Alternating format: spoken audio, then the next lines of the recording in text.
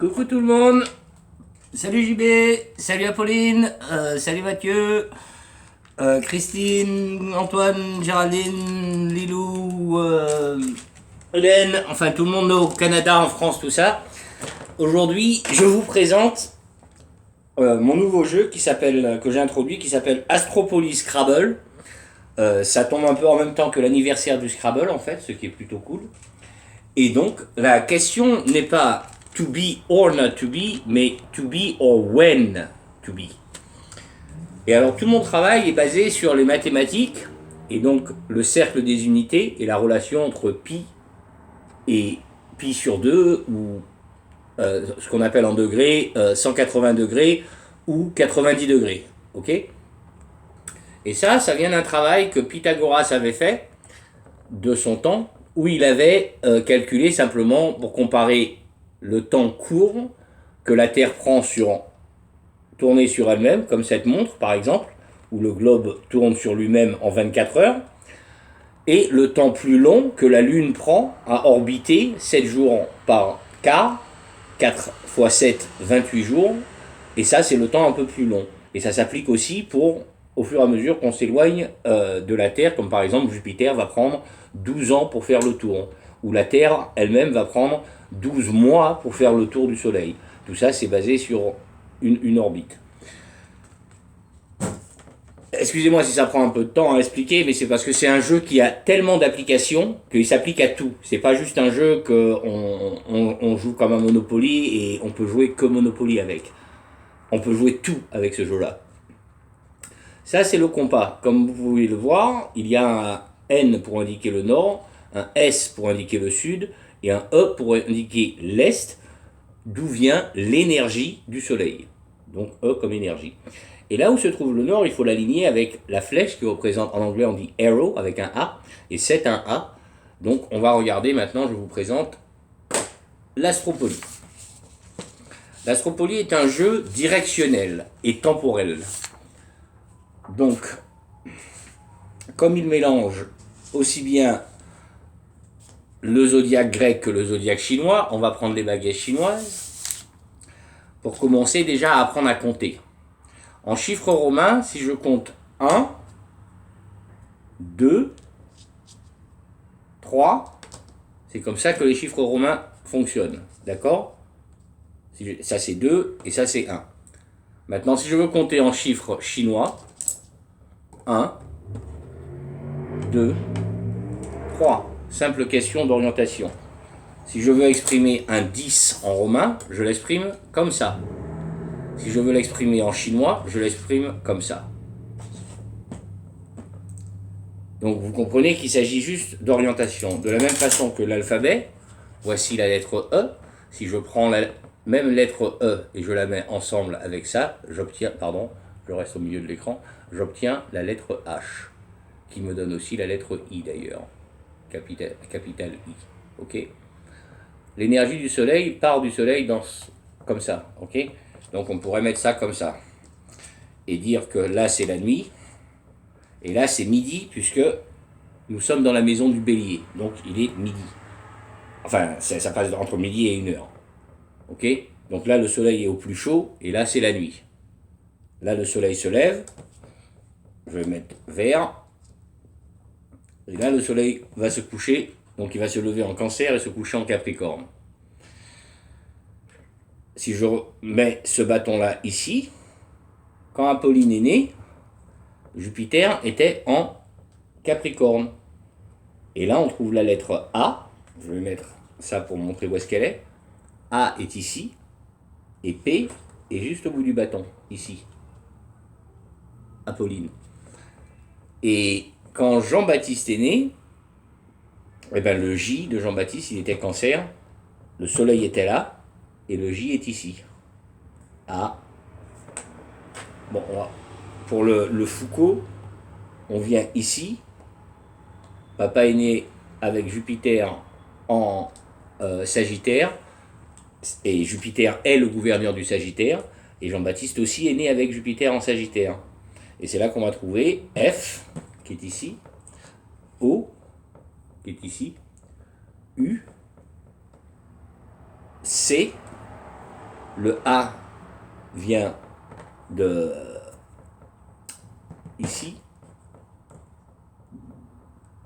U, L, et le T, c'est en fait le T qui, ce sont les lettres TH, pardon, laissez-moi mettre ça dans le bon sens, TH, E et Q se trouvent dans la maison du lion qui est gouvernée par le soleil. Donc quand le soleil, pardon, arrive ici, ben, elle amène des lettres avec elle. De la même façon que quand on met le soleil au zénith, ici, et qu'on amène ces lettres-là, là, c'est comme ça que Athènes a été nommée. A, T, H, E, N, S vient du sud, par rapport au compas, n'est-ce pas? Et à partir de S, on repart l'île qui est en dessous, Sparta, S, P, A, R, rotation, ça ce sera pour une autre vidéo pour expliquer le code de Rotas, et A, voilà, tout ça sur le même axe. Tout fonctionne, comme je l'explique depuis le début, par valeur de pi. Ok? Et est-ce que vous remarquez bien sur la caméra que ici c'est un axe Y vertical et ici un axe X. Et donc quand on regarde ici sur la roue, j'ai effectivement le Y qui se trouve ici, pardon, au centre. Et c'est ça qui a donné naissance à la forme de la tête du bélier. Et la tête, le nom Arès, ça vient d'un code qui s'appelle Sator, le cube de Sator. Et ça, je l'ai résolu le week-end dernier et je vous montrerai ça dans une autre vidéo. Mais donc, c'est pour ça que le bélier, quand le soleil est au zénith, ah tiens, mais il y en a un autre d'ailleurs que je vais vous montrer qui est encore plus sympa. Le bélier, c'est le premier signe du zodiaque, et le premier homme du zodiaque, là où on trouve les lettres, A, D, A, M, Adam. Donc Adam, c'était effectivement le premier homme du zodiaque. Matthieu et bélier, M, A, le T se trouve ici. Le H aussi, dans l'alphabet grec, qui précède les deux lignes d'alphabet romain. Pour moi, par exemple, je suis né Verseau, donc Verseau c'est ici, je prends mon petit truc, TH pour Thomas. Le O c'est parce que je suis né avec Mars ici, voici le O. Je suis né avec Jupiter ici, et là j'ai un A, et j'ai un S ici, pour Thomas. Aïot c'est H, dans l'alphabet grec qui est ici, A, Y, ici, O, ça revient à mon O qui était là, et le T, le T il me revient encore quand je suis né en 76, ma planète gouvernante Uranus était chez le Scorpion qui est ici, et voilà encore T et H, et T et H.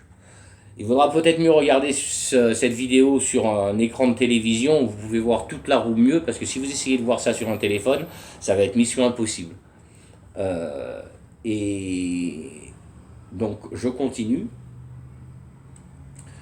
Je suis un peu bas par rapport à la table et assis pas très confortablement, mais enfin. Le truc avec ça, c'est que pour connaître les années, la correspondance entre ça, par exemple, ça représente le soleil, et ça va représenter Jupiter, ok? Donc, si je suis né avec Jupiter ici et le soleil là, je vais devoir regarder, clarifie la planche, je vais devoir regarder deux axes, celui-ci et celui-là, ok? Donc, je reste simple, et on va pas faire compliqué, et rien que sur ces deux axes, effectivement, j'ai mon nom, hein, T-H-O-M-A-S. Et ça en partant que de là. Maintenant, si je reste sur le même axe, je mets le soleil donc ici, qui gouverne le lion. Qui est français et né Lion et très, très connu? Un gars qui a des initiales NB, Napoléon Bonaparte. Et je regarde ici, je prends mon petit cercle, Napoléon N B Bonaparte. Ok. Et Napoléon Bonaparte, il a été exilé où ça? D'abord à l'île d'Elbe, E est ici. On va retirer celui-là, parce que ça, comme ça, on peut faire avec un seul truc et vous gardez les trucs simples. Donc on disait, Napoléon Bonaparte, né Lyon, N, B, exilé à Elbe, E ici, Sainte-Hélène, ensuite, H, E. H est ici. Ok, j'ai pas bougé mon bâton. Ensuite, Neil Armstrong et Buzz Aldrin, qui sont allés sur la Lune. Neil Armstrong était Lyon, je regarde ici, N, et E est déjà là, je l'ai déjà montré. Et Buzz Aldrin, B est ici, et Z est ici. Il s'appelait aussi Eugene Edwin, donc c'est E. De toute façon, on reste sur le même axe. Et pour le Aldrin et Armstrong, c'est parce qu'ils sont nés en 1930, année où Jupiter était dans le Cancer, et le Cancer gouverne la Lune. Et ils sont partis sur la Lune. Là où il y a, là on a le A et M de Armstrong et le Aldrin AD. Et ils sont partis, ces deux Gugus. Ça, c'est la maison du Verseau, la 11e du Zodiaque, et le nom de la mission, c'était Apollo 11. J'ai rien inventé moi-même. Alors, on va passer, je vais vous montrer un truc rapidos, parce que ça, c'est mon ordinateur normal, comme tout le monde utilise chez lui. Et puis ensuite, j'ai un ordinateur quantique que j'ai fait moi-même, qui est un peu comme celui-là, mais un peu plus complexe.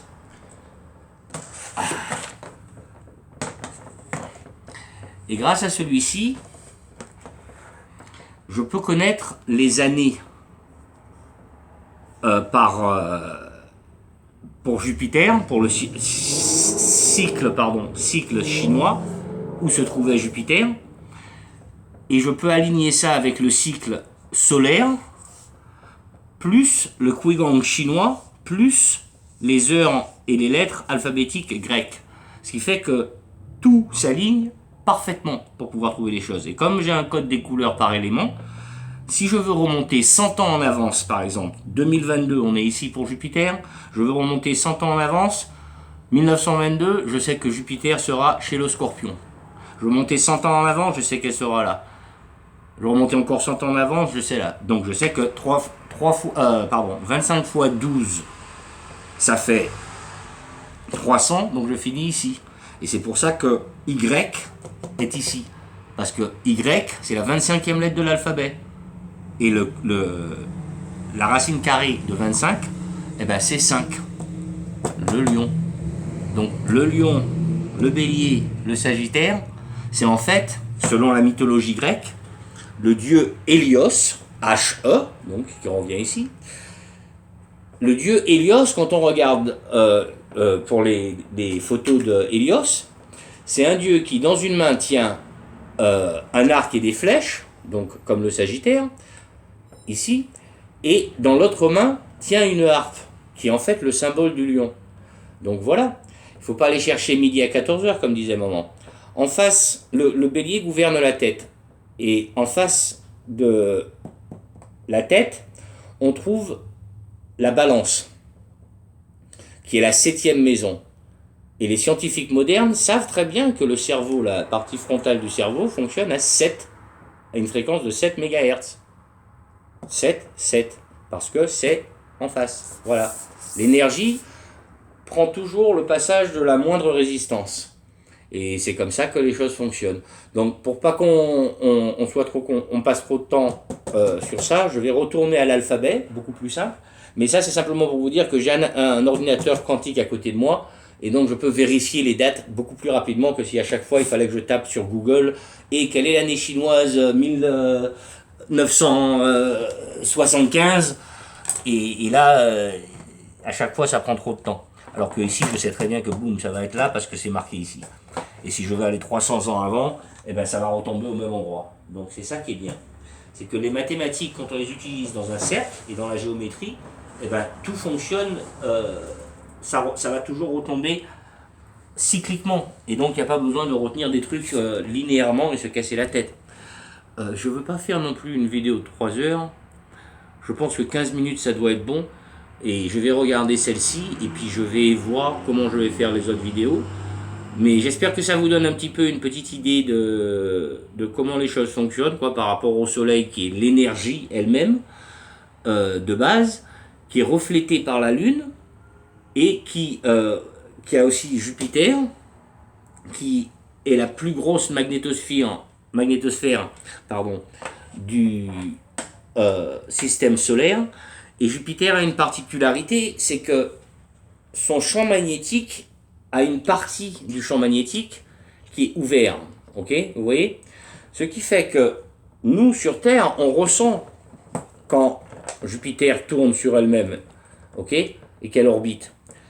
Et voilà ce que ça fait sur le champ magnétique d'un compas, si je fais ça. Oups.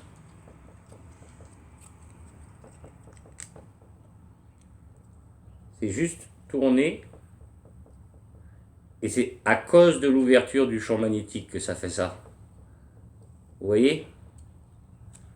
Et donc ça fait à peu près 20 ans que j'ai été diagnosté avec un désordre bipolaire mental, alors qu'en fait ça n'a rien à voir avec une imbalance chimique, mais c'est simplement planétaire et tout le monde a ça. C'est ça qu'on appelle plus communément péter les plombs de temps en temps. C'est ça qui fait ça. Et par exemple, si Apolline a mal aux chevilles en ce moment, eh ben c'est dû à la perpendicularité qui existe ici. Je vais la répliquer ici, sur la roue, ok, alphabétique et tout ça. Donc Apolline, elle est née avec le soleil, que je vais mettre ici en scorpion, ok. Et donc papa, lui, mon papa à moi, hein, Jean-Marie, il est né le 16 août, donc ici, soleil là. Apolline, elle est née le 15 novembre, je crois. Donc soleil ici. Et moi et maman, on est né avec le soleil ici. Ok? Et ici, je ne vais pas ressortir l'autre roue médicale, mais ici, le Verseau, c'est celui qui gouverne les chevilles. D'accord? Je vais prendre cette petite pierre pour symboliser Pluton. Pluton, normalement, est le gouverneur de Scorpion. D'accord? Mais Pluton, qui prend 248 ans pour faire le tour, dans ce sens-là, vient de rentrer dans la maison du Verseau, qui gouverne les chevilles, et se trouve maintenant à 90 degrés de son signe d'origine. C'est pour ça que ça fait mal à la circulation des chevilles. Et quand on a une inflammation, c'est-à-dire en rouge, la meilleure façon de la refroidir, c'est avec du froid. Et donc, on prend des packs de glace qu'on met dans le freezer, on les ressort, on met dans une tête d'oreiller et on applique ça sur sa cheville en restant allongé et en essayant de faire des mouvements pour que la circulation puisse reprendre. Et à un moment, on va entendre clac et ça va aller mieux. Et on reprend le pack de glace et comme on est sur une perpendiculaire qui donne jonction avec ici, eh ben, on va aussi se le mettre sur le bas du dos parce que le point sensible pour le lion, quand il se sent pas trop bien, c'est de refroidir le bas du dos. Maintenant, si tu vas écouter, papa, lui, va avoir le point de vue de l'acupuncture qui, à part le feu, l'aiguille symbolisant le feu, va choisir un point pour réajuster la direction du passage de l'énergie. Moi, je refroidis carrément toute une partie de là qui est concernée et ça fait rabaisser la tension, ce qui fait rétrécir comment on appelle ça, les vaisseaux qui sont trop enflammés, quoi. Donc c'est deux approches différentes parce que le soleil, c'est le point le plus chaud, donc papa a une approche par rapport au feu, et moi je suis Verseau, gouverné par la planète la plus froide, qui est quasiment au zéro absolu, moins 275 degrés, c'est-à-dire le point où toute particule atomique cesse de bouger, et donc même le temps s'arrête. Donc voilà, en parlant de temps qui s'arrête, je vais arrêter le temps ici, ça va être suffisant, parce que si je fais des vidéos trop longues, après, les gens vont s'y perdre. J'espère que ça vous aura plu, et puis je vous embrasse tous partout dans le monde, et puis je vous dis à bientôt. Kiameret Pamoli, c'est Molia qui raide.